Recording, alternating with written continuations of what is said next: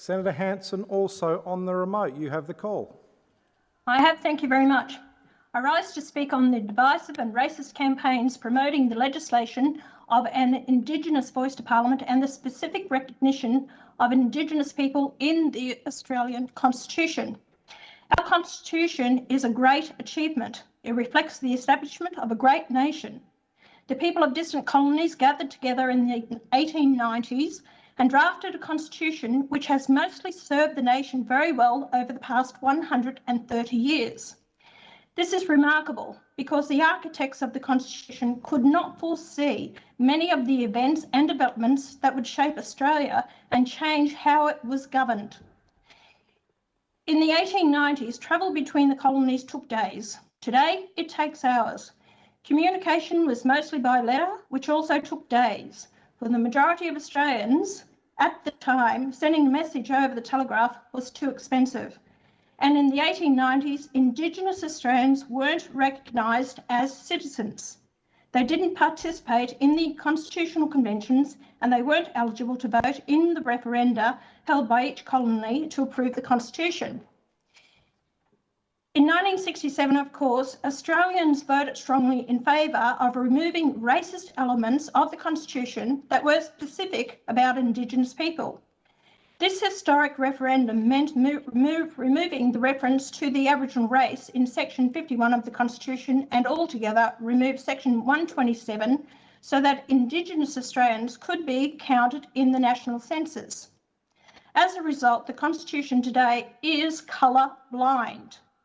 Every Australian adult is equal under the Constitution regardless of their race. That's the way it should be. Equality before the law is one of the most important foundations of a democracy. Without it, there is no democracy. One adult, one vote. It's the only way that's free and fair. There have been 44 referenda held to change our Constitution, and the 1967 referendum is the most well known. It was a catalyst for many changes in how Australia treated Aborigines, and it was also remarkable for the 90% vote in favour of change because few referenda are ever passed. The campaigns for specific Indigenous recognition in our Constitution threaten to undo this tremendous achievement. They place at risk the positive steps taken towards reconciliation since that historic moment. They seek to make our Constitution a racist document once more by again signalling out a specific race of people to be treated differently than other Australians.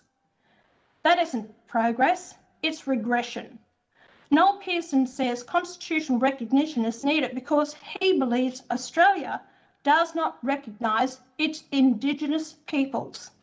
That simply isn't true. Flags representing Indigenous Australians are flown everywhere. It seems you can't even start a meeting in Australia without formally acknowledging Indigenous people, and you can't hold an event without paying for a welcome to country ceremony. Our children learn about Indigenous Australia in school, even learning to speak Indigenous languages. They're also being taught critical race theory, so they feel guilt and shame for being white. Canberra, the nation's capital, gets its name from an Indigenous word. Many other places in Australia do too. Some iconic locations have even had their names changed to Indigenous words. We don't call it Ayers Rock anymore, and we're not allowed to climb it anymore. Our anthem was also recently changed in recognition of Indigenous sensitivities. We have ministers and whole government departments dedicated to Aboriginal affairs. Buckets of taxpayer monies are spent directly on Indigenous people. It's around $44,000 per Indigenous Australian, while it's only around $24,000 per non-Indigenous Australian. We even have the Closing the Gap report delivered by the Prime Minister each year to report on Indigenous progress against national benchmarks, or more accurately, the lack of progress despite the many billions of dollars thrown at the issue. To suggest Australia doesn't already recognise its Indigenous people is ridiculous. In fact, the Constitution itself already recognises Indigenous people without referring to them specifically. The Constitution has many references to the people and electors. Today, that means every voting adult in Australia, Indigenous or otherwise. The question which everyone is avoiding is this: who will be eligible to vote for delegates in the proposed voice? Since 1971, the number of people identifying as Indigenous in the national census has risen from approximately 116,000 to 800,000. It's an increase of 590%. Is that how Indigenous eligibility will be decided, by people ticking a box in a survey? Let me enlighten a lot of people about the working definition of an Indigenous person used by Australian governments. Aboriginal means a person who is a member of the Aboriginal race of Australia, identifies as an Aboriginal, and is accepted by the Aboriginal community as an Aboriginal. If this is the working definition, it's no wonder so many more people are identifying as Indigenous to claim the benefits this government provides exclusively to Indigenous people. How will eligibility be defined and nepotism stopped in its tracks for electing the voice? We must also remember that elected representation exclusively for Aboriginal people has been tried before. In my first speech in this building 25 years ago, I highlighted the failures of the Aboriginal and Torres Strait Islander Commission and called for it to be abolished. ADSIC was dysfunctional, corrupt, and rife with the nepotism and lack of accountability which still plagues the Aboriginal industry today. It took another 8 long, unproductive years for the coalition government to realise these failures and abolish ADSIC with bipartisan support. To this day, I'm hearing from the true Indigenous people who are crying out for the industry to be audited and held accountable for the billions of dollars it has wasted for no real, tangible benefits to them or improvements to the conditions in which they live. If a voice to Parliament is placed in our Constitution, Australians won't have the option to abolish it like was done with ADSIC. It's no wonder the unaccountable Aboriginal industry is campaigning for it.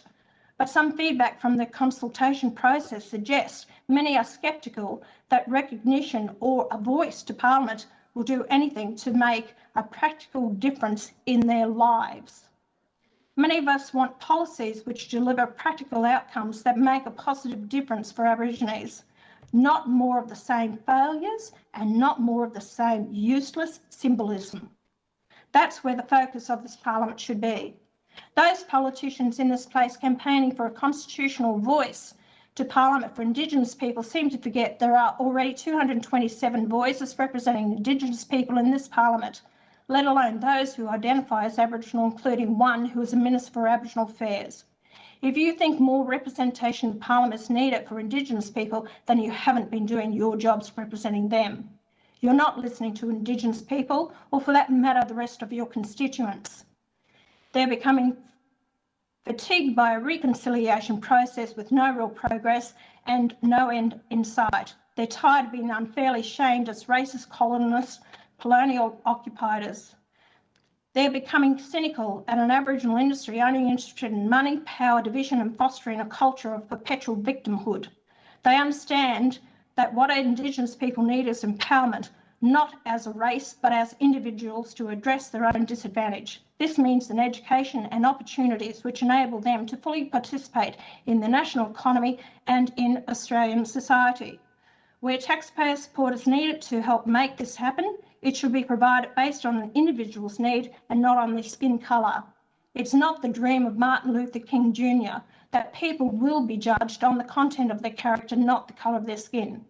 Finally, a note of warning: if we recognise prior Indigenous ownership in the Constitution and then one day become a republic, the High Court could be forced to rule the Crown's former sovereignty over Australia only belongs to Indigenous people as native title holders rather than every Australian. With 32% of Australia already under native title, is that the outcome we really want? No. Australia belongs to every Australian. Indigenous people, the early convicts and settlers and the many migrants who came here from all over the world have all contributed to the success story of Australia. Australia belongs to all of us. As that great Australian expert Paul Hogan said in Crocodile Dundee, Aborigines don't own the land, they belong to it. It's like their mother. See those rocks? Been standing there for 600 million years. Still be there when you and I are gone. So arguing over who owns them is like two fleas arguing over who owns the dog they live on. Senator It's our Hanson, nation together. Senator That's what One Nation Hanson, stands for. your time has expired.